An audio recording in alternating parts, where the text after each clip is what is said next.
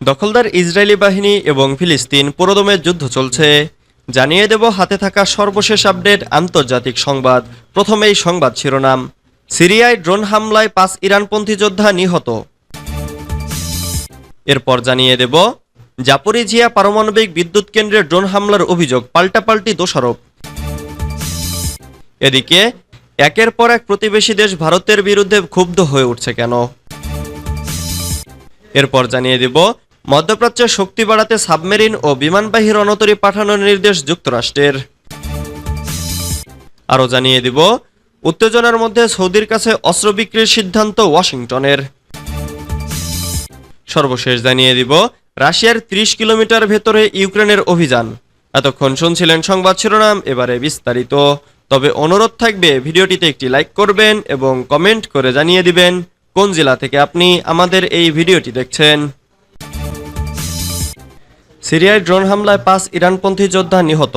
সিরিয়ার পূর্বাঞ্চলের ইরাক সীমান্তের কাছে একটি গাড়িতে ড্রোন হামলায় ইরানপন্থী ৫ যোদ্ধা নিহত হয়েছেন। রোববার ১১ আগস্ট অঞ্চলটির দুটি নিরাপত্তা সূত্রে এ তথ্য জানিয়েছে বার্তা সংস্থা রয়টার্স।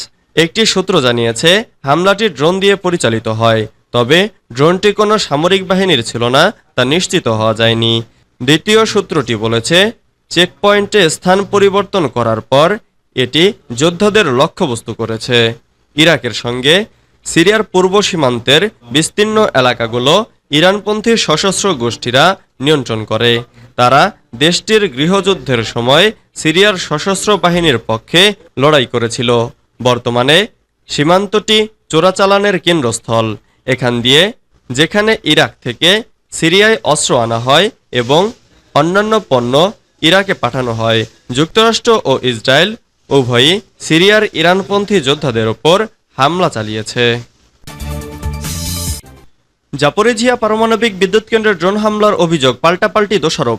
ইউক্রেনের জাপোরিজিয়া পারমাণবিক বিদ্যুৎ কেন্দ্রের কুলিং টাওয়ারে আগুন লাগার ঘটনায় একে অপরকে দোষারোপ করছে কিয়েভ ও মস্কো। রবিবার এ অগ্নিকাণ্ড ঘটে। ২০২২ সালে দুই দেশের মধ্যে যুদ্ধ শুরুর একদিন পরই বিদ্যুৎ কেন্দ্রটির নিয়ন্ত্রণ নিয়ে নেন রুশ সেনারা। ইউক্রেন, রাশিয়া ও আন্তর্জাতিক পরমাণু শক্তি সংস্থা জানায় আগুন লাগার ঘটনায় বিদ্যুৎ কেন্দ্রটিতে তেজস্ক্রিয়তার মাত্রা বেড়ে যাওয়া বা পরমাণু সুরক্ষায় খারাপ প্রভাব পড়েছে এমন কিছু শনাক্ত করা যায়নি।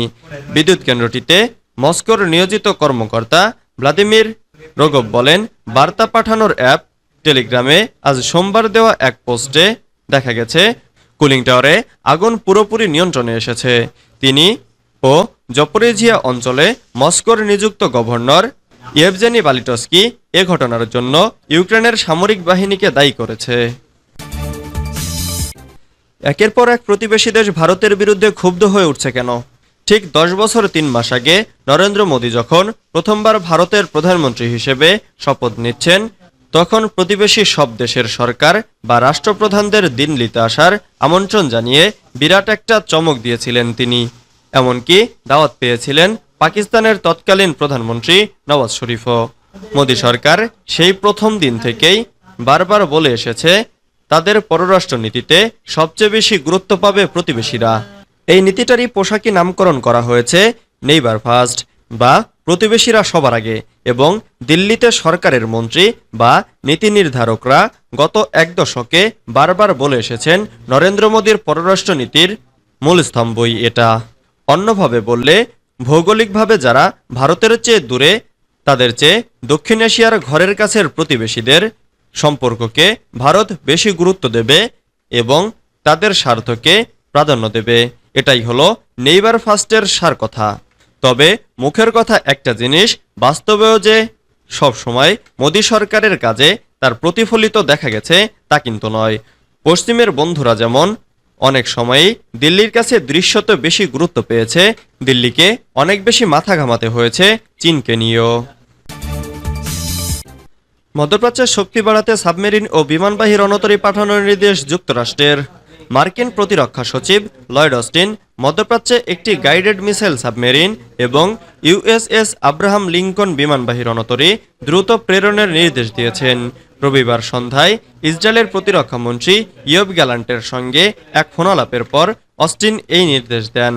পেন্টাগনের এক বিবৃতিতে বলা হয়েছে, অস্টিন যুক্তরাষ্ট্রের ইসরায়েলের রক্ষার প্রতিশ্রুতি পুনর্ব্যক্ত করেছেন এবং মধ্যপ্রাচ্যে মার্কিন সামরিক বাহিনীর শক্তি ও সক্ষমতা বাড়ানোর উপর জোর দিয়েছেন। ইউএসএস জর্জিয়া নামে পারমাণবিক শক্তিচালিত সাবমেরিন জুলাই মাসে ভূমধ্যসাগরে অবস্থান করছিল। তবে মার্কিন যুক্তরাষ্ট্রের জন্য সাবমেরিন মোতায়েনের বিষয়ে প্রকাশ্যে ঘোষণা দেওয়া বিরল। এদিকে ইউএসএস আব্রাহাম লিঙ্কন ইতিমধ্যেই এশিয়া প্যাসিফিকে অবস্থান করছিল। এটি মধ্যপ্রাচ্যে পাঠানোর নির্দেশ দেওয়া হয়। এই রণতরীতে F-35 এবং FA-18 যুদ্ধবিমান রয়েছে। এই নির্দেশনার পেছনে মূল কারণ ছিল গাজায় ইসরায়েলি হামলার ফলে সৃষ্ট উত্তেজনা বৃদ্ধি এবং ইরানের হুমকি। উত্তেজনার মধ্যে সৌদির কাছে অস্ত্র বিক্রির সিদ্ধান্ত ওয়াশিংটনের। যুক্তরাষ্ট্র ৩ বছর পর সৌদি আরবের কাছে আক্রমণাত্মক অস্ত্র বিক্রির নিষেধাজ্ঞা তুলে নিয়েছে। ২০২১ সালে ইয়েমেনের হুথি বিদ্রোহীদের বিরুদ্ধে সৌদির হামলার পর এই নিষেধাজ্ঞা আরোপ করা হয়েছিল। সম্প্রতি মার্কিন পররাষ্ট্র দপ্তর জানিয়েছে, আকাশ থেকে ভূমিতে হামলা চালানোর মতো কিছু ক্ষেপণাস্ত্র বিক্রির ওপর যে নিষেধাজ্ঞা ছিল তা তুলে নেওয়া হয়েছে। এ সিদ্ধান্তের মাধ্যমে যুক্তরাষ্ট্র সৌদি আরবের কাছে আক্রমণাত্মক সামরিক সরঞ্জাম বিক্রি শুরু করবে, যা ধাপে ধাপে বাস্তবায়ন করা হবে। পশ্চিম এশিয়ায় নতুন করে উত্তেজনা তৈরি হয়েছে, বিশেষ করে ইরান ও ইসরায়েলের মধ্যে। এই পরিস্থিতিতে বাইডেন সরকারের এই সিদ্ধান্ত তাৎপর্যপূর্ণ বলে মনে করা হচ্ছে। এর আগে ২০১৫ সালে ইয়েমেনের হুথি বিদ্রোহীদের বিরুদ্ধে সৌদি সেনাবাহিনী আমেরিকার দেওয়া অস্ত্র ব্যবহার করেছিল। সেই হামলায় বহু শিয়া জনগোষ্ঠীর সাধারণ নাগরিক নিহত হন। ফলে ২০২১ সালে এই নিষেধাজ্ঞা আরোপ করে বাইডেন সরকার। তবে ২০২২ সালে জাতিসংঘের মধ্যস্থতায় হুথিদের সঙ্গে সৌদির যুদ্ধবিরতির পর সৌদি আরবের আক্রমণাত্মক কর্মকাণ্ড বন্ধ হয়। এর প্রেক্ষিতে যুক্তরাষ্ট্র তাদের অস্ত্র বিক্রির নীতি সংশোধন করে এই নিষেধাজ্ঞা প্রত্যাহার করার সিদ্ধান্ত নেয়। রাশিয়ার ৩০ কিলোমিটার ভেতরে ইউক্রেনের অভিযান। রাশিয়া রোববার দাবি করে তারা তুরস্কের পশ্চিমাঞ্চলে ইউক্রেনের অগ্রগতি থামিয়ে দিয়েছে। এগুলোর কয়েকটি জায়গা রাশিয়া ইউক্রেন সীমান্ত থেকে ৩০ কিলোমিটার ভেতরে। প্রথমবারের মতো ইউক্রেনের প্রেসিডেন্ট ভলোদিমির জেলেনস্কি পরোক্ষভাবে শনিবারের শেষের দিকে স্বীকার করেন, কিয়েভের বাহিনী গত ৬ দিনে তাদের লড়াই রাশিয়ার ভেতরে নিয়ে গেছে। কিন্তু রাশিয়ার প্রতিরক্ষা মন্ত্রণালয় বলেছে, তাদের সৈন্যরা সাজোয়া যানসহ শত্রুদের ভ্রাম্যমাণ দলের রাশিয়ার ভূখণ্ডের আরও গভীরে প্রবেশের প্রচেষ্টা ব্যর্থ করেছে। রাশিয়া বলে, তারা